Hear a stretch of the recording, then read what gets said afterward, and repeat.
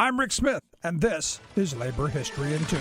On this day in labor history, the year was 1934. That was the day the West Coast Maritime strike began. It was an historic strike that shut down the major ports along the Pacific coast. The strike also coincided with the pivotal Minneapolis Teamsters strike and the Toledo Auto-Lite strike. From Seattle to San Diego, longshoremen walked off the job. Harry Bridges led the Albion caucus in San Francisco. They demanded higher wages, shorter hours, and union representation. They also demanded a coast-wide agreement and a union hiring hall to replace the hated daily shapeup. Longshoremen were fed up with the gangster-run company union that controlled the arbitrary day labor hiring on the docks. From the pages of the Waterfront Worker newsletter, militant longshoremen took on the shippers, the government, craft unionism, and racism of the union.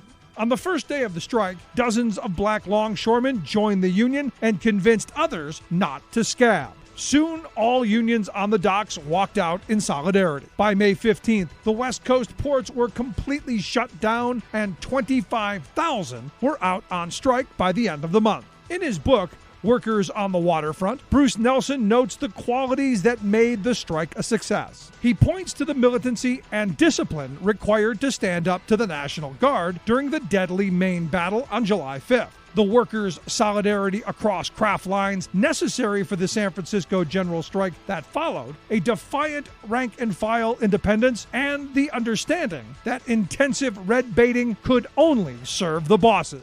Though workers were forced back to work through arbitration, they were awarded their demands that fall. It would take more job actions to make those awards a reality. For more information, go to laborhistoryin2.com, like us on Facebook, follow us on Twitter at LaborHistoryIn2.